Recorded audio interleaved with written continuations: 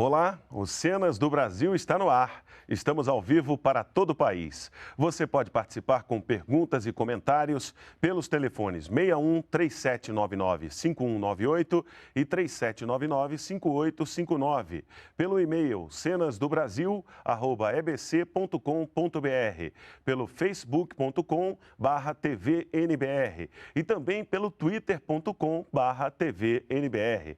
Participe! O agronegócio brasileiro é um dos setores que mais se destacam na economia do país. No ano passado, teve expansão de 7%, a maior desde 1996, com uma participação relevante no PIB, o Produto Interno Bruto, e na balança comercial, é um motor das exportações brasileiras. Este ano, o valor bruto da produção agropecuária deve crescer 4,4% em relação a 2013, alcançando 444 bilhões e meio de reais. E a safra recorde de 193 milhões de toneladas de grãos deve colocar o Brasil como o maior produtor de soja do mundo. E para falar sobre o agronegócio, estão aqui com a gente Neri Geller, secretário de Política Agrícola do Ministério da Agricultura, e Rui Prado, presidente da FAMATO, a Federação da Agricultura e Pecuária de Mato Grosso. Boa noite, bem-vindos. Obrigado pela presença de vocês. Boa noite, Luciano. Eu que agradeço a oportunidade. Boa noite, Luciano. Boa noite aos telespectadores. Antes da nossa conversa, vamos ver duas reportagens de Daniela Almeida, da TV NBR. Uma sobre o município Lucas do Rio Verde, no Mato Grosso, um dos principais polos de desenvolvimento agrícola do estado. E a outra mostra como a pesquisa pode contribuir para o desenvolvimento do agronegócio de forma mais sustentável. Vamos acompanhar. Bem no meio da América do Sul está Lucas do Rio Verde, na região meio-norte do Mato Grosso. Cortada pelo rio que dá nome à cidade, Lucas do Rio Verde é nova. Com apenas 27 anos de fundação, a cidade já é uma das 6 maiores economias do estado. O que um dia foi assentamento rural do INCRA, hoje é uma das localidades mais prósperas do Brasil. Lucas é responsável por 1% de toda a produção brasileira de grãos. Os destaques são as colheitas de soja e de milho, que ultrapassam 1.100.000 toneladas anuais. A agricultura é a base da nossa economia. É onde se gera a matéria-prima para fazer a cadeia produtiva que hoje está instalada aqui, né? Hoje nós já transformamos milho e soja em proteína animal, agregando valor. Nós também exportamos muito da nossa produção. Lucas do Rio Verde cresceu no entorno da BR-163. A rodovia liga o município de Lucas do Rio Verde, em uma ponta, ao Porto de Santarém, no Pará, e na outra ao Porto de Paranaguá, no Paraná, transformando Lucas em um polo do agronegócio, com a missão de escoar a produção agrícola das ricas cidades vizinhas. A agricultura também impulsiona a indústria e, sobretudo, o comércio daqui. Dados da Prefeitura de Lucas do Rio Verde mostram que em 2005 existiam 811 empresas. Atualmente são mais de 3.000, de pequeno, médio e grande portes. Para 2021, a expectativa é ter mais de 15.000 empresas. De acordo com a Prefeitura, a cidade registra o crescimento acima de 12% ao ano. A taxa, bem acima da média nacional, atraiu investidores para a cidade. E na zona urbana, fábricas transformam a paisagem. Empresas do ramo de alimentação, como abatedouros de aves e suínos, já funcionam a pleno vapor. A agricultura e suas consequências geram todos os empregos que nós temos aqui. A agricultura e a cadeia a partir da produção agrícola. Eu acredito que hoje em torno de 20.000 empregos formais já no nosso município. E a tendência é isso aumentar muito no momento em que se construa a logística, a infraestrutura de logística necessária, a duplicação da 163, que já foi anunciada, já foi privatizada, a vinda da ferrovia, da FICO, com o terminal ferroviário aqui. Isso cria um novo ciclo de desenvolvimento que deve, nos próximos 10 anos, triplicar o número de oportunidades aqui no nosso município. Josi é pioneiro em Lucas do Rio Verde. Chegou a Mato Grosso vindo de Renascença, no Paraná. Veio como agricultor familiar. De produtor para empresário foi um salto. Josi percebeu que o campo precisava de inovação para expandir a produtividade e se dedicou a vender máquinas agrícolas para quem tira o sustento da terra, exatamente como ele. Hoje tem 7 lojas, cada uma em um município da região, e emprega mais de 240 funcionários. Nos estabelecimentos, ele estoca peças e presta assistência técnica. Nós estamos aí, surgiu essa oportunidade no passado e eu acho que estamos aproveitando aí, crescendo junto com a agricultura, crescendo junto com os produtores, fazendo aí o trabalho que é de assistência técnica, que é de venda de peças, que é de a gente também arrumar o financiamento para os produtores, para que eles se modernizem, para que eles se atualizem e comprem as máquinas de última geração, para produzir mais aí, com certeza, fazer o sucesso que a agricultura tem no Brasil e no Mato Grosso. O ramo da construção civil também não tem do que reclamar. A olhos vistos, a cidade cresce de forma planejada para todas as direções, com setores habitacionais bem definidos. O jovem Gélio, que por 12 anos foi vendedor em uma tradicional loja da cidade, mudou de lado no balcão e virou patrão. Há 1 ano e meio, abriu a própria loja e comercializa do básico ao acabamento em uma obra. A ideia é, cada ano aí que passa, está crescendo, abrindo mais filiais e poder estar não só atraindo, não só ajudando o Lucas do Rio Verde, mas as outras regiões que fazem parte aqui no interior do estado do Mato Grosso. O desenvolvimento de Lucas do Rio Verde também atraiu novos moradores para a cidade. Em 5 anos, a população daqui cresceu 60% de acordo com o IBGE e atualmente tem 55 mil habitantes. Aproximadamente 20 mil pessoas vieram das regiões Norte e Nordeste e agora garantem mão de obra para a agricultura, indústria e para o crescente setor de serviços. Marcelo, que é engenheiro agrônomo, há 4 anos veio de Bandeirantes, no Paraná, para trabalhar em Mato Grosso, seduzido pela oportunidade de aplicar em grandes fazendas o que aprendeu na universidade. Aqui é só querer trabalhar, ter vontade, né? E não fazer o corpo mole, né? Porque... Mas é tranquilo aqui, é bem bom. Se tem gente que vem para ficar, há outros profissionais que aproveitam o bom momento para também se beneficiar, sem fixar residência. São caminhoneiros de todo o país, peças fundamentais na logística do escoamento da produção de grãos aos grandes centros e portos. Nesta época de colheita da soja, até meados de fevereiro, muitos ficam de prontidão nas portas dos grandes armazéns para fazer fretes. E é nas rodovias que eles ganham dinheiro. Nesse momento agora da safra tem muita carga. Aqui tem muito caminhão, hein? Aqui é só caminhão pesado, só não tem caminhão maneiro não, só coisa braba. Seu caminhão tá cheio? Meu caminhão tá cheio, tá lá só esperando para sair a nota. Quantas toneladas? 50 toneladas. Boa viagem pro senhor. Obrigado.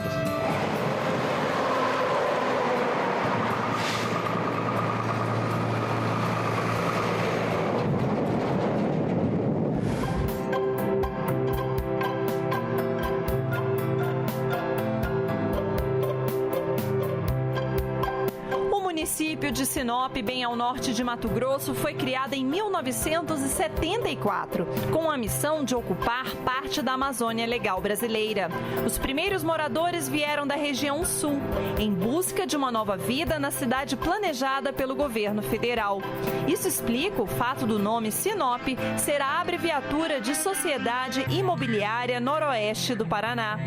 Hoje, esta é a 4ª maior cidade mato-grossense, com 123 mil habitantes e, pela importância econômica, é mais conhecida como capital do Nortão. O município de Sinop, a 500 quilômetros de Cuiabá, está localizado entre 2 importantes biomas brasileiros, o do Cerrado e da Amazônia. E essa região também é conhecida por ser grande produtora de grãos, principalmente o milho e a soja. Mas a questão do momento é como aumentar o lucro do produtor e a produtividade sem degradar o meio ambiente. A Embrapa Agrosilvopastoril, inaugurada em Sinop em 2009, desenvolve pesquisas para ajudar a resolver esta questão. São 35 laboratórios equipados com tecnologia de ponta. Dentro das salas, os pesquisadores têm como missão fazer a agricultura brasileira crescer e promover a sustentabilidade do setor. Nos laboratórios da unidade, os pesquisadores estudam mudanças de clima, liberação de carbono em solos tropicais e saúde de animais. Também dominam técnicas de produção de sementes, mudas e fruticultura.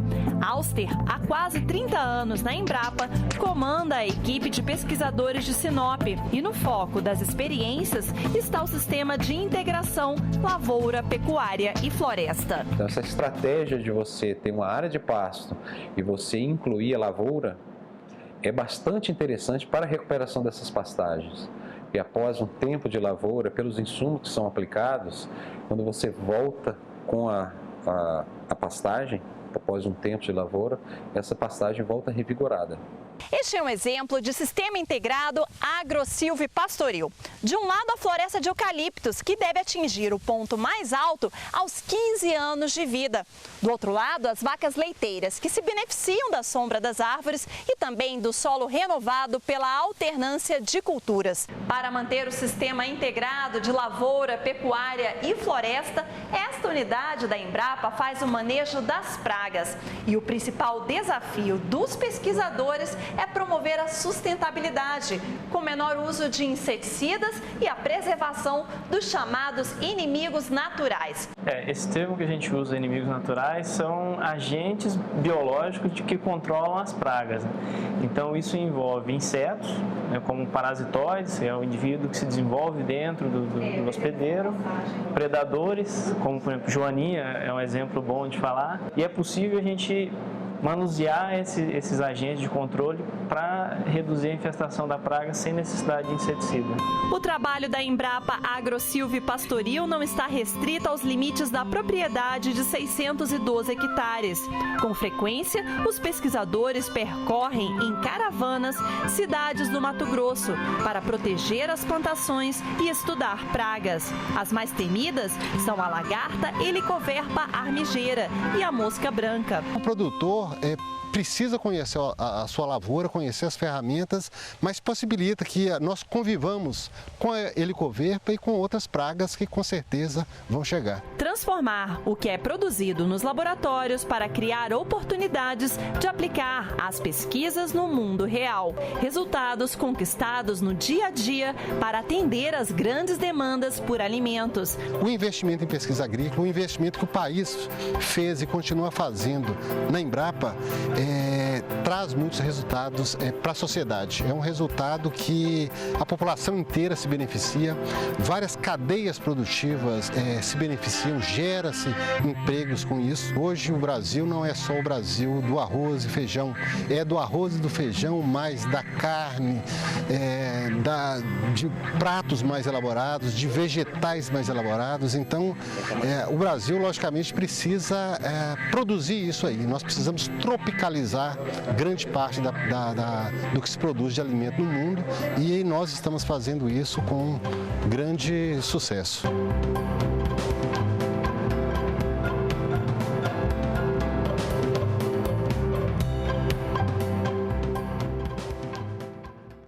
Então, agora vamos começar a nossa conversa. A gente viu aí na reportagem de Lucas do Rio Verde como é que o agronegócio está ajudando a desenvolver pequenas cidades, outras regiões do país, né?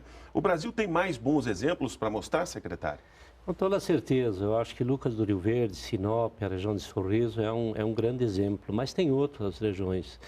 Dentro do próprio Mato Grosso, a região de Campo Novo do Parecis, Campos de Julho, e está avançando também muito forte agora para o norte do país. Se pegar os estados do Maranhão, da Paraíba, do Piauí, outros estados que estão, a produção, principalmente de grãos, está migrando muito forte. E nessas cidades é que efetivamente acontece o desenvolvimento de forma organizada e de forma a contemplar a oportunidade de vida das pessoas. A qualidade de vida é muito forte, além de gerar emprego, renda, ele traz na sua essência para aqueles filhos de produtores ou de funcionários de produtores, qualidade no ensino, na saúde. Então, realmente, o país está se transformando. Além de aumentar muito a produção nacional, o que ajuda economicamente os grandes centros, acaba ajudando também, oportunizando as pessoas. Veja bem, por exemplo, o estado de Mato Grosso, são milhares e milhares de nordestinos que estão migrando para essas regiões de produção, estão tendo oportunidade de vida, seja através da produção no campo ou seja do valor agregado. A agroindústria entrando muito forte. Então, realmente, o agronegócio, além do crescimento extraordinário do ponto de vista do PIB, ele está gerando qualidade de vida para as pessoas. Como é que o Estado sentiu isso, Rui Prado? Luciano, a gente viu isso acontecer de uma forma muito rápida. E o que o secretário Neri estava dizendo aqui é muito interessante. Se nós pegarmos o mapa do Brasil e colocarmos as cidades que estão se desenvolvendo através do agronegócio, o IDH lá é muito alto. Ou seja, as pessoas têm uma boa qualidade de vida. E aí não é só dos produtores, não é só de quem trabalha diretamente com a produção rural, é de quem trabalha indiretamente também nestas cidades. Lá no Mato Grosso aconteceu assim, foi um boom. Até porque cidades como Lucas do Rio Verde, existem aproximadamente umas 20 cidades lá, que há 2 décadas atrás era praticamente um acampamento de pessoas. E hoje mostra essa pujança, mostra essa qualidade de vida e mais. A gente percebe claramente que tem potencial para se desenvolver mais ainda através de agregação de tecnologia, através da integração, como foi mostrado nesse vídeo, da integração agricultura, pecuária e floresta. Na medida que se integra, nós conseguimos produzir mais em menos área. Então, o potencial é muito grande nessas cidades. A economia brasileira cresceu 2,3% em 2013 e uma alta que teve forte influência do agronegócio. Qual é o panorama do agronegócio brasileiro hoje, secretário? O agronegócio brasileiro ele está avançando na última década. Nos últimos 20 anos passou de 70 milhões de toneladas para chegar a quase 190 milhões de toneladas e numa perspectiva de se aproximar agora, no ano de 2014, a 200 milhões de toneladas.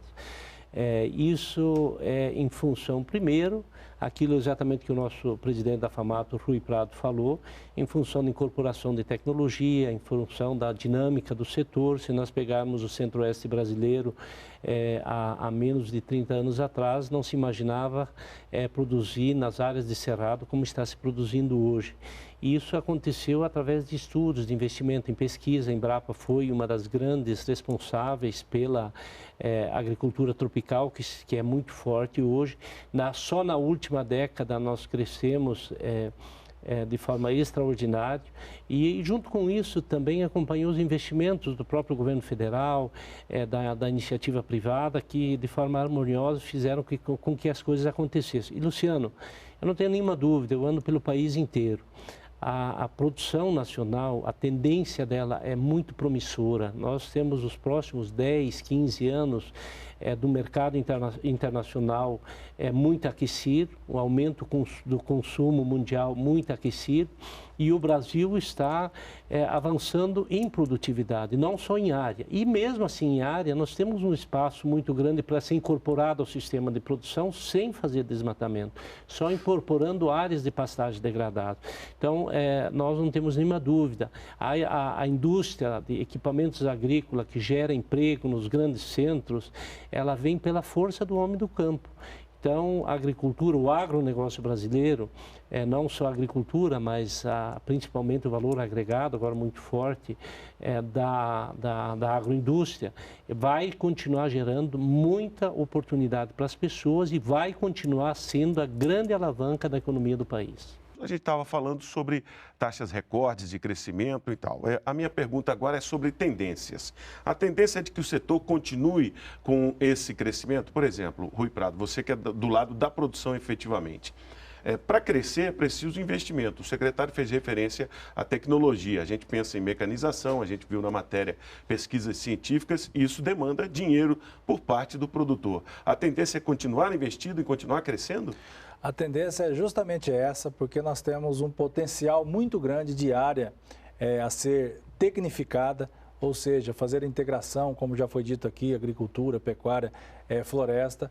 Existe uma rentabilidade no setor que atrai investimentos também, isso para nós é muito importante. E o governo precisa, num momento como esse, olhar para esse local, olhar para essas regiões e fazer a indução também do crescimento, na medida em que proporcionar mais infraestrutura, na medida em que ser um indutor realmente do crescimento. Mas existe uma vontade muito forte dos empresários em crescer. E crescer de uma outra maneira. Não é crescer daquela forma só horizontal, crescer agora de uma forma vertical. Através da agroindústria, através das integrações, isso tudo vai potencializar ainda mais o resultado dessas produções que são desenvolvidas no campo hoje. Como é que o secretário vê essa tendência? Crescimento, 193 milhões de toneladas já não é bastante, secretário? Eu sou muito otimista, Luciano. Eu acho que nós vamos ter um potencial de crescimento ainda para esse ano, chegar muito próximo aos 200 milhões de toneladas. E aquilo que o nosso presidente Rui acabou de falar é o que realmente está acontecendo. O governo está bastante atento nessas questões. Política agrícola, nós disponibilizamos, Luciano, esse ano de 2013, 2014, 136 bilhões de reais, recursos equalizados pelo Tesouro Nacional na sua grande maioria. E esses recursos são importantes e tão importante quanto o crescimento dos recursos disponibilizados é o conteúdo dos programas. Olha só na questão do programa de armazenagem, que acaba ajudando, né, Rui? Na questão de resolver parte da logística, são 5 bilhões de reais ao ano, né, com taxas de juros de 3,5%, com 3 anos de carência e 15%. Exatamente o que o setor nos pediu ao governo, né? Eu queria até me dar uma parte, Luciano, eu gostaria até de comentar isso. Muito importante essa fala do secretário Neri, porque a gente já viu lá em Lucas também, em outras oportunidades, em outros anos, milho a céu aberto. Quer dizer, o produtor produziu, fez a sua parte, naquele momento não tinha armazenagem. Mas hoje o governo está disponibilizando recursos importantes, com juros compatíveis com a produção agrícola, e a gente espera, né, Neri, nós como produtores, que todos os produtores sejam atendidos e que haja a construção desses armazéns, porque isso, além de proporcionar um melhor ganho para o produtor, proporciona também um alimento mais barato lá na ponta na hora que o consumidor for comprar. Então, realmente é importantíssimo esse programa de armazenagem. O governo está de parabéns nesse programa de armazenagem mesmo. Realmente, e o que é importante, Luciano, e a satisfação nossa, enquanto secretário de Política Agrícola, que além de ter disponibilizado os recursos estão chegando na ponta. Dos 136 bilhões que foram disponibilizados pelo governo federal, nos 7 primeiros meses já foram acessados 98 bilhões. Foram já fechados os números hoje, nós conseguimos fechar esses dados hoje. Isso demonstra que o recurso está sendo menos burocrático e o produtor está mais organizado e está tendo acesso mais fácil.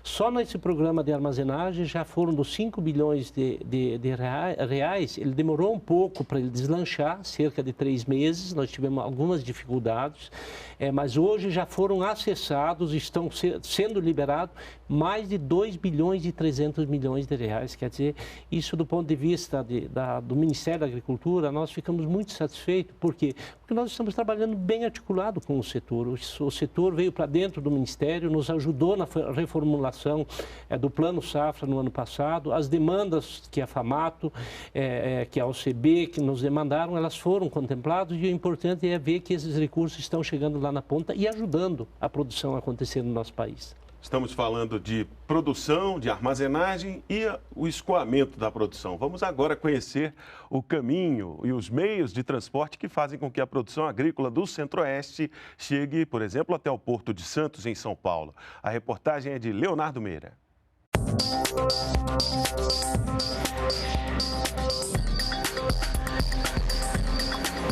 Depois que a soja é colhida na cidade de Lucas do Rio Verde, um dos maiores produtores do grão no país, ela precisa chegar até o consumidor.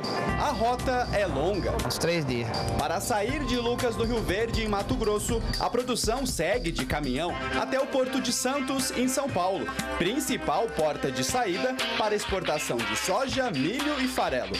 A maior parte do escoamento da safra agrícola no Brasil ainda acontece assim, por meio do transporte rodoviário. É por isso que o governo investe em ações de expansão da infraestrutura de acesso ao Porto de Santos e também em iniciativas que promovam a diversificação da chamada matriz de transportes. Fazer, por exemplo, com que o modal ferroviário passe a ser responsável por transportar 35% do escoamento da safra agrícola, o que vai ajudar a desafogar as estradas e também dar mais opções de transporte a uma das maiores riquezas do país. O Ministério do Transporte tem 3 estratégias para resolver o problema de Santos. A primeira estratégia é oferecer outros portos que não sejam necessariamente Santos para escoar a produção. A segunda alternativa é incentivar o transporte ferroviário para Santos. A carga que deve ir para Santos, que ela siga de ferrovia, porque de ferrovia ela não tem interferência com o tráfego local urbano, ou seja, eu tiro a carga do caminhão e jogo no trem. E a terceira estratégia é organizar a fila de caminhões. Então, aquilo que tiver aqui para Santos e que tiver aqui de caminhão, que vá de forma organizada. Desde janeiro de 2014, antes de ir ao Porto de Santos, os caminhões de grãos têm que passar por um agendamento prévio, sistema que organiza a data e o horário para descarregar a produção. O principal objetivo é evitar congestionamentos nas vias de acesso ao porto. Com o agendamento, os caminhões passam por um pátio regulador que oferece aos caminhoneiros serviços de alimentação e higiene. Enquanto esperam, muitos já fecham negócios para os fretes de retorno. Mas a liberação para descarregar no terminal só acontece quando o caminhoneiro recebe uma mensagem no celular com as orientações das vagas liberadas. E você conseguindo entrar no pátio onde você vai ficar, esperar para descarregar e entrar numa boa, conseguir tomar seu banho tranquilo, tudo, já tá bom demais.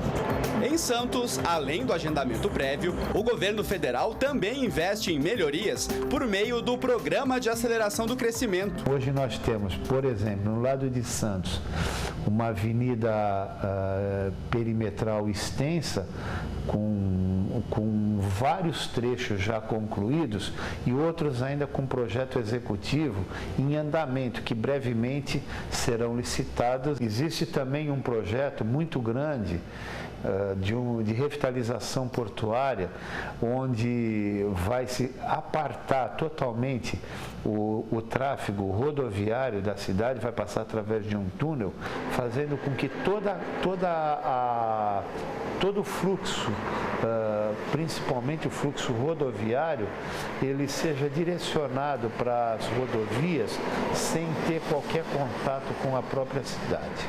O Porto de Santos é o principal exportador de soja no Brasil e responsável pelo escoamento de 1/3 da produção agrícola de milho, soja e farelo. Mas antes de serem exportados, todos esses grãos ficam armazenados em terminais como esse, que se espalham ao longo do porto. Hoje em dia, para escoar a maior parte da produção destes grãos, é utilizado, além do Porto de Santos, o Porto de Paranaguá.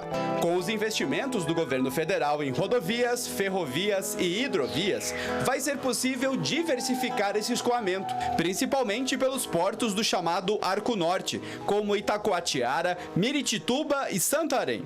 Entre as obras rodoviárias, a principal é a BR-163. Na direção norte, a rodovia já está implantada até a fronteira com o Pará e vai chegar até Santarém. As obras devem ser concluídas até dezembro de 2016 e vão dar acesso aos portos de Santarém e Miritituba. Na direção sul, a rodovia vai receber investimentos como a duplicação de pistas. 2 trechos já foram concedidos à iniciativa privada. A malha ferroviária brasileira também vai receber investimentos. Um dos principais projetos é a Ferrovia de Integração Centro-Oeste, FICO. Quando pronta, a ferrovia vai permitir que os grãos, produzidos principalmente no Mato Grosso, saiam em direção aos portos de São Luís, Ilhéus, Pecém e Suape. Já a Ferrovia Norte-Sul, que está pronta no trecho entre Itaqui e Palmas, quando totalmente concluída, vai ter 4.155 quilômetros quilômetros de extensão, do Pará até o Rio Grande do Sul. Nas hidrovias, um dos principais projetos é tornar o Rio Madeira navegável durante o ano todo, por meio de obras de dragagem. Investimento que também vai ajudar no escoamento dos grãos pelo Arco Norte, principalmente pelo porto de Itacoatiara, no Amazonas. Infraestrutura que vai ajudar o Brasil a superar cada vez mais seus próprios recordes de produção.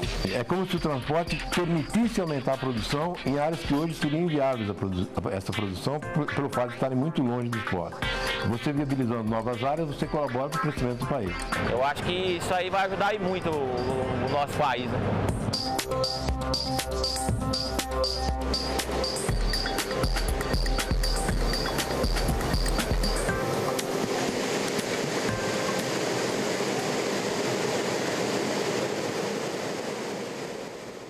Bom, voltamos agora com uma pergunta do telespectador Antônio Carlos. Ele mora no Rio Grande do Sul, que tem a ver com essa questão do escoamento. Ele diz o seguinte: nossa produção se perde muito no meio do caminho por estradas esburacadas, um longo trecho, provocando com isso o aumento dos preços para o consumidor. O que fazer para melhorar o escoamento da safra? Tem muito a fazer, viu, Luciano? Eu queria deixar registrado aqui essa questão da logística está tirando a competitividade dos produtores brasileiros. Nós sabemos das intenções do governo, existem projetos bons, mas tem que dar mais celeridade nesse assunto. E logística passa desde a estrada vicinal, lá quando o produtor tira da área de produção e põe no caminhão, na primeira estrada. Quando tem muita chuva, existe problema de atoleiro. Existem problemas de estradas vicinais em más condições. Aí quando se entra nas estradas federais, os caminhões estão andando por uma grande extensão. Esse modal de transporte escolhido pelo Brasil no passado foi importante, mas hoje a gente precisa incluir novos modais, eu estou dizendo de ferrovia, de hidrovia, porque realmente é ineficiente transportar soja, por exemplo, lá de Lucas do Rio Verde, como foi dito ali, lá no Porto de Santos, mais de 2.000 quilômetros de transporte rodoviário. Então nós precisamos, e daí o Brasil, os nossos governantes, o próprio Brasil, ele tem que investir na produção. A gente sabe que isso dá resultado, dá retorno. Nós temos até um número muito interessante, foi feito um trabalho que nós encomendamos às instituições de classe lá do estado de Mato Grosso e do Centro-Oeste, chama-se Centro-Oeste Competitivo. Se fosse investido 36 bilhões de reais no Centro-Oeste, nós resolveríamos grande parte desses gargalos da produção, como, por exemplo, transportar por longos trechos. E aí, quando chega nos portos, e hoje a gente está muito voltado também para os portos do norte, na medida em que nós implementarmos de uma maneira efetiva o escoamento por Santarém, por Meritituba, vai desafogar também os portos de Santos, Paranaguá, São Francisco. E lá no norte, por exemplo, acontece em quase todos os portos, nós temos um problema fundiário, um problema da terra que está ali na beira do rio ou na beira do mar para ser regularizada. Então, a gente precisa que olhe a infraestrutura de transporte, de logística como um todo. Desde o armazém do produtor, que nós já dissemos aqui, que é um grande avanço do governo, até a chegada nos portos, até a chegada nos supermercados. E o governo tem feito seu trabalho, tem feito seu papel, mas a gente quer mais velocidade. Por isso até que a gente sempre discute isso com o secretário Neri, ele é também um produtor rural e realmente precisa, é um investimento sadio, né, Neri? Se o governo investir com mais força em logística, com certeza todos nós brasileiros sairemos ganhando. Como é que o governo tem enfrentado essa situação, secretário? É possível ser mais rápido, mais célere? Olha, Luciano, o que o Rui acabou de falar é a grande realidade do nosso país. Nós perdemos muito realmente em função da falta de logística. Isso não é desse governo, é dos últimos 30 anos. Se nós pegarmos, Luciano, só no ano passado, nós passamos de 176 milhões de toneladas de produção para 186 milhões de toneladas. E a estrada, se você pegar o principal eixo de exportação ou de escoamento da produção do Mato Grosso e do Centro-Oeste, é a BR-163. Essa mesma BR foi a que foi construída há 30 anos atrás. Agora, nos últimos anos, avançou até a chegada de Santarém. Foi concluído dos 1.300 quilômetros que faltavam, foram construídos 1.100 quilômetros, faltam 180 quilômetros. Já está começando a dar o fluxo pelo eixo norte do país, mas muita coisa precisa ser feita. Acho eu que o governo da presidente Dilma avançou muito nessa questão e tendo inclusive, Rui, a coragem de fazer os enfrentamentos, como é o caso da privatização e da duplicação, que foi feito o edital, teve um deságio de 50% do Mato Grosso do Sul até a chegada ao norte do Mato Grosso nos próximos 4 anos fazer a duplicação. Outro eixo extremamente importante que agora vai começar a deslanchar, que estava sob a intervenção do TCU, foi liberado na semana passada, a questão da liberação da FICO. Essa é a grande redenção, com certeza, para desafogar não só a produção do centro-oeste brasileiro, mas principalmente dos portos aqui do sul. Se nós pegarmos a região de Lucas do Rio Verde, que é esse grande polo de desenvolvimento da produção, se nós conseguirmos concluir a FICO, que está em andamento, com certeza vai desafogar muito. E outras questões importantes, Luciano, que nós fizemos e avançou. Se você olhar no ano passado, nós exportamos, Rui, de 18 milhões de toneladas de milho, nós passamos para 27 milhões de toneladas. Nós temos um grupo de trabalho interministerial que fez alguns ajustes pontuais, como, por exemplo, viadutos na região de São Paulo, nos grandes entroncamentos, seja de ferrovia ou de rodovia, que deu um fluxo bastante razoável. Nós fizemos uma atuação muito forte junto com os órgãos de governo, por exemplo, unificação de procedimento, Anvisa, os fiscais do Ministério da Agricultura, de Defesa, que precisa fazer a liberação, e a Receita. E esses pontos acabaram ajudando no fluxo, mas longe do que realmente precisa acontecer. Nós precisamos exatamente o que os produtores estão nos cobrando e o governo precisa fazer isso e vai acontecer nos próximos 4, 5 anos. Avançou já nesses últimos 10 anos e nos próximos 4, 5 anos nós vamos transformar esse país para que ele seja mais competitivo, principalmente nessa questão sob o aspecto da logística brasileira. Luciano, o interessante é notar, que eu acredito que é muito importante, é que a logística, muitas vezes, às vezes as pessoas pensam assim, mas eu não tenho nada com isso, eu não tenho soja para transportar, não tenho milho, não sou produtor. Mas não, porque a equação que ela tem que ser realizada, o produtor tem que ter lucro pela sua atividade e o consumidor tem que pagar menos pelo produto. Então, como é que se equaliza essa equação? É com logística. Se nós formos mais eficientes em transportar os alimentos, porque não se iludam, a soja que está sendo transportada é alimento, ela vai se transformar em farelo e óleo. O óleo nós vamos consumir diariamente e o farelo nós vamos consumir as carnes também através dos animais. Então, todo esse processo de logística, se ele for mais eficiente, ou seja, ser pago menos por ele, com certeza o consumidor final vai pagar menos por aquela mercadoria, por aquele alimento, e o produtor vai ser melhor remunerado no momento em que ele transportar também com eficiência. Então, essa equação o Brasil precisa resolver. O Brasil precisa entender que o tamanho do nosso país, para continuar gerando superávit na balança comercial, gerando renda, gerando emprego e fazer uma economia mais sustentável, é resolver o problema de logística. Eu sei que o governo está bem intencionado, mas eu volto na tecla aqui. Tem que pôr mais velocidade nessa solução desses problemas. Bom, gente, estamos no terceiro bloco do programa e agora a questão ambiental, né? Quer dizer, é possível sustentabilidade e produtividade, recorde e essas coisas que acontecem? Com toda certeza, eu acho que o país está, tenho certeza, o país está dando um exemplo de como produzir com sustentabilidade. O Brasil tem a legislação mais exigente do mundo. Nós ainda temos no país 63% de toda a nossa área coberta com vegetação nativa. Nós estamos produzindo, tão somente em 58 milhões de hectares, num universo de 800 e poucos milhões, e o produtor tem a consciência e o governo federal tem investido muito nesse sentido. Nós temos programas específicos, como a agricultura de baixo carbono, o programa de ABC, que traz exatamente essa questão do plantio direto, que o Rui sabe aí melhor do que eu, quanto que isso é importante na questão da sustentabilidade.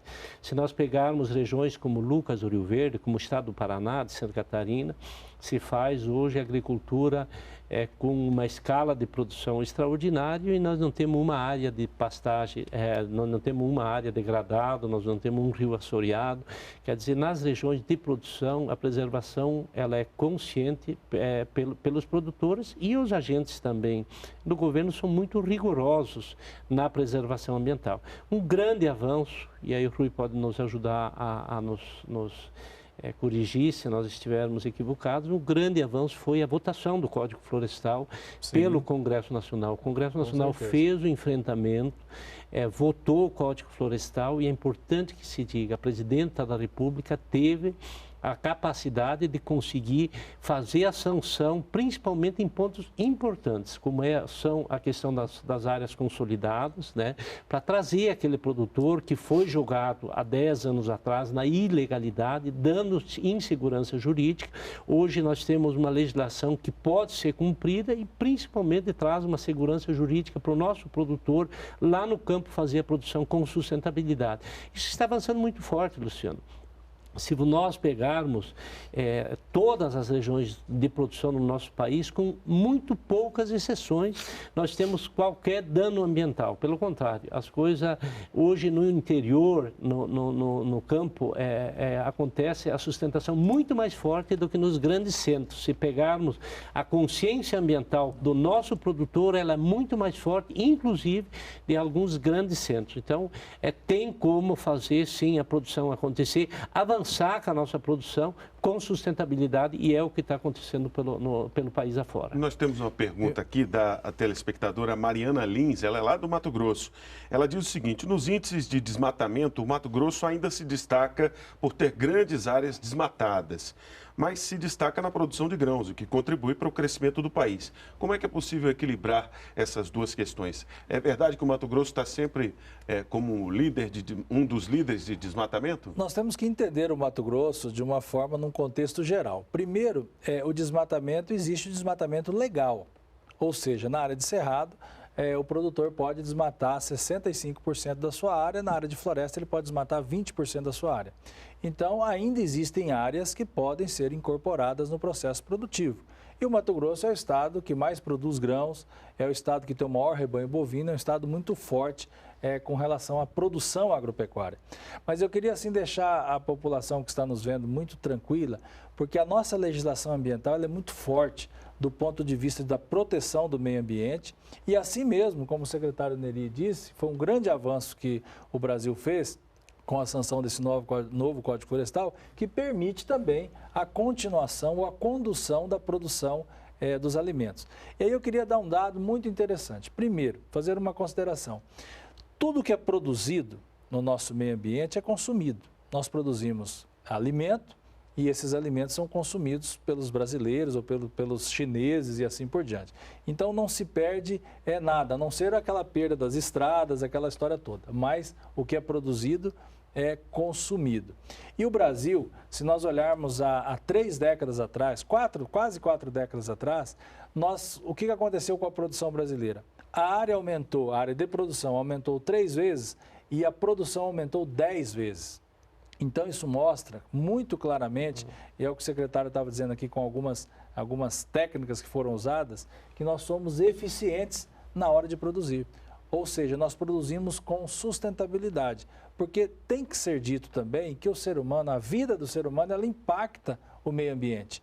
Qual que é a chave desse negócio todo? É impactar da menor maneira possível, mas ela impacta. E nós brasileiros, nós produtores brasileiros, nós estamos conseguindo fazer isso. Nós estamos produzindo com sustentabilidade, nós estamos mantendo as nossas vegetações nativas, que está aí muito próximo de 63% de vegetação nativa, e ao mesmo tempo nós estamos tendo recorde em cima de recorde de produção agrícola no país. Então, está claro, os números dizem por si só, é possível produzir, aumentar a produção sem impactar o meio ambiente. Então, realmente o Brasil hoje está na vanguarda da proteção das suas vegetações nativas e na produção de alimentos. Inclusive, Luciano, Rui, para acrescentar, nós temos hoje programas específicos para recuperação de áreas degradadas. Se você pegar hoje, tem muitas florestas comerciais sendo implantadas pelo país afora, seja no plantio de eucaliptos, de muitas vegetações nativas e comerciais que estão sendo recuperados. Então é muito importante os próprios programas do governo estimulam isso. Onde teve alguns excessos, há 10, 15, 20 anos atrás, hoje tem a consciência e o governo está induzindo a fazer a recuperação. Então, do ponto de vista da preservação, o país caminha muito bem, graças a Deus. Agora, secretário, como é que fica a questão do impacto ambiental em monoculturas que utilizam grandes extensões, por exemplo, a soja e também a pecuária? Olha, Luciano, isso nós estamos acompanhando para e passo, porque faz parte da política agrícola. A questão agronômica e técnica, ela tem que ser acompanhada de perto. A monocultura da soja, ela hoje está muito bem controlada. O país hoje produz muita soja, mas produz também muito milho de segunda safra, o que traz a rotação de cultura. Esses programas que foram apresentados, inclusive estimulados pela Embrapa, que é produção de grãos, pastagem e floresta, mostra exatamente que a monocultura não é um problema para o país. Pelo contrário, nós estamos conseguindo fazer numa mesma área até 3 safras anuais. Você planta soja, na sequência você planta... Isso só existe no Brasil, né, Neris? Sem irrigação, com clima natural. Exatamente, é só no Brasil que isso acontece. Então, até 3 culturas você faz. E é por isso que avançou. Primeiro aumenta em termos de produtividade por área plantada e depois a segunda safra. Só para os telespectadores que estão nos assistindo nesse momento, no ano passado nós passamos de 44 milhões de toneladas milho da segunda safra, inclusive superando a primeira safra. Então essa questão da monocultura, seja da soja, seja de qualquer outra produção, ela hoje no Brasil, do aspecto de vista ambiental, está sendo muito bem conduzido. Secretário, a gente falou aqui de produtividade, de questões de infraestrutura, de escoamento da produção, de tecnologia, uso da tecnologia e necessariamente da questão ambiental. Qual é o maior desafio hoje do agronegócio brasileiro entre esses temas? Ou seria um outro? O grande desafio, se você me permitir, claro. O grande desafio do Brasil hoje é continuar sendo responsável para a segurança alimentar do mundo. Eu não tenho nenhuma dúvida que a produção nacional ela é importante para os brasileiros, mas ela é tão importante para os brasileiros quanto para a sociedade mundial. Eu estive na China no ano passado e o consumo aumentando significativamente. Não tem onde buscar alimento. O alimento quem pode produzir é a América do Sul. E o potencial maior é o Brasil. Nós temos ainda condições, Luciano, de incorporar, só de pastagem degradada, nós temos aí cerca de 50, 60 milhões de hectares que pode dobrar a nossa produção nos próximos 8, 10 anos, não é isso, Rui? Então, os desafios são exatamente esses. Aumentar a produção é importante para o país, é importante do ponto de vista econômico, social, mas é principalmente importante para a segurança alimentar mundial. Luciano, nesse contexto, é muito interessante a gente dizer também que os alimentos, na verdade, eles são a energia da vida. A agropecuária, ela apenas é um instrumento do bem-estar do cidadão, do bem-estar da população. Então, na medida em que a gente faz isso com eficiência, nós vamos poder consumir um alimento de melhor qualidade, na quantidade certa. O problema maior do mundo, eu vejo, é muito mais na distribuição desses alimentos do que na produção, porque o Brasil, tem a solução para a produção. Nós conseguimos ter uma agropecuária de uma maneira sustentável e cada dia isso vem melhorando mais, cada dia isso está com muito mais técnica, com muito mais força. Essa força que vem do campo, ela melhora a cada dia. Isso nada mais é do que um grande instrumento que a população tem para viver melhor, para consumir, para poder adquirir aí essa energia da vida que são os alimentos. E do ponto de vista econômico e financeiro, como agregar mais valor? Por exemplo, em vez de exportar o grão puro, já exportar o óleo de soja ou a carne já industrializada? Esse é um desafio. Agora, eu acredito que isso tem que ir nas duas linhas. uma linha é industrializar cada vez mais e a outra linha é produzir também a matéria-prima. Porque o mundo hoje ele é muito ávido, pensando no agronegócio, no consumo da soja. Então, nós temos que aproveitar essa oportunidade de exportar a matéria-prima soja e temos também que aproveitar a oportunidade de industrializar essa matéria-prima. Mas se hoje nós industrializarmos, ser bem franco aqui, se nós industrializarmos toda a soja produzida no Brasil, nós não conseguiríamos exportar todo o produto dessa industrialização, mesmo estando o mercado interno abastecido. Porque tem que deixar muito claro aqui que a metade da soja produzida fica aqui no nosso país. A soja é um alimento nobre, porque ela faz o óleo da soja, que nós consumimos todos os dias, e está participando da composição das carnes. Hoje, quem come 1 quilo de carne de frango, por exemplo, eu quero informar que está comendo aproximadamente 300 gramas de soja. Muitas pessoas falam assim, olha, eu não consumo soja. Consome sim, na medida em que você consome carne de suíno, carne de aves e carne de bovinos, de peixes e assim por diante. Então, esse alimento, que essa matéria-prima que nós temos no Brasil aqui, que eu acredito que é um orgulho nosso, ela tem que servir para as duas coisas, para a industrialização, abastecimento do nosso povo e também servindo como matéria-prima para exportação. Luciano, eu gostaria de acrescentar, inclusive, ações do governo, do Ministério da Agricultura. Nós trabalhamos muito forte nessa questão da agroindústria que está avançando pelo país afora. Ela começou no sul do país, no Rio Grande do Sul, no Paraná e Santa Catarina, está se estendendo para o centro-oeste muito forte. E o que nós estamos fazendo no Ministério da Agricultura? Nós estamos exatamente cuidando da abertura de novos mercados. E aí é importante, o setor sempre participou muito disso. Só no ano passado nós abrimos vários países importantes, se pegarmos a Coreia do Sul, o Japão, abrindo para levar a nossa produção da carne suína, da avicultura, que é muito forte, agregando valor à nossa produção. Se pegar os dados aí, todo ano nós estamos batendo novos recordes em produção também de alimentos, exportado pelo mundo afora. Então, o grande desafio é exatamente esse. Continuar exportando grãos, nós vamos continuar ao menos durante os próximos 20 anos. Não tem como industrializar tudo, porque o potencial de produção é muito grande e a indústria em outros países que precisam desses grãos, até para gerar empregos, como países emergentes como a China, precisa da nossa matéria-prima para abastecer a agroindústria deles lá. Agora, o Brasil está fazendo, e aí o ministro Antônio Andrade fez abertura de mercados extraordinário. A Santa Catarina conseguiu ser livre de febre aftosa, abriu, quebrou barreiras sanitárias pelo mundo afora. O mercado também de milho na própria China foi quebrado, a barreira fitossanitária, e hoje nós estamos exportando já para a China. Então é um trabalho que o governo nós estamos fazendo muito de perto. Tanto no aumento do crédito, no aumento do seguro, é importante se diga que o Ministério da Agricultura e o governo federal disponibilizou só nesse ano de 400 milhões, passando para 700 milhões para fazer o seguro da nossa produção. E estamos também acompanhando para fazer abertura de mercado. Estamos chegando ao final do programa, temos as considerações finais, começando pelo presidente da FAMATO, Rui Prado. Eu quero, Luciano, agradecer a oportunidade aqui, dizer que nós estamos num país continental, um país que tem uma vocação muito grande para a agropecuária, que a agropecuária ela não é só importante para quem faz diretamente essa produção de alimentos, ela é importante para toda a sociedade.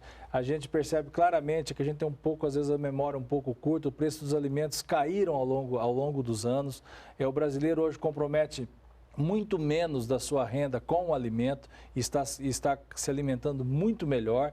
Então, a agropecuária é um orgulho nosso e nós temos uma satisfação muito grande de trabalhar nessa atividade e eu tenho certeza que é uma atividade que traz renda, superávit na balança comercial, impactando o meio ambiente de uma maneira muito singela, vamos dizer assim, porque nós conseguimos aí essa equação. Então, realmente, o Brasil está de parabéns aí com a sua agropecuária disponível aí a todos os brasileiros. Secretário Neri Geller. Luciano, obrigado pela oportunidade, obrigado ao Rui, que representa hoje a produção nacional no seu programa. E nós, no Ministério da Agricultura, realmente estamos muito orgulhosos de estarmos num país que tem na sua essência, a produção sustentável, que está ajudando na economia do país, e o telespectador que está nos assistindo nesse momento, seja do interior ou seja dos grandes centros. O agronegócio brasileiro é sim um orgulho para todos nós. Nós do Ministério da Agricultura temos orgulho sim de defender a produção nacional. Dentro do governo nós tivemos uma ressonância muito forte no ano passado. As demandas que foram encaminhadas, elas foram contempladas na sua grande maioria.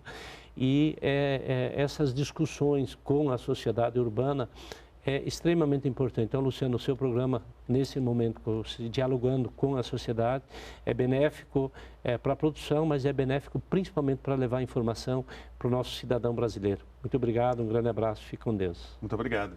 Cenas do Brasil fica por aqui. Hoje falamos sobre o agronegócio brasileiro. Agradecemos a presença de nossos convidados, Neri Geller, secretário de Política Agrícola do Ministério da Agricultura, e Rui Prado, presidente da FAMATO, a Federação da Agricultura e Pecuária do Mato Grosso. Agradecemos também a sua participação. E você pode rever o Cenas do Brasil na nossa página no YouTube, www.youtube.com/tvnbr. E pode mandar sua sugestão pelo endereço eletrônico cenasdobrasil@ebc.com.br,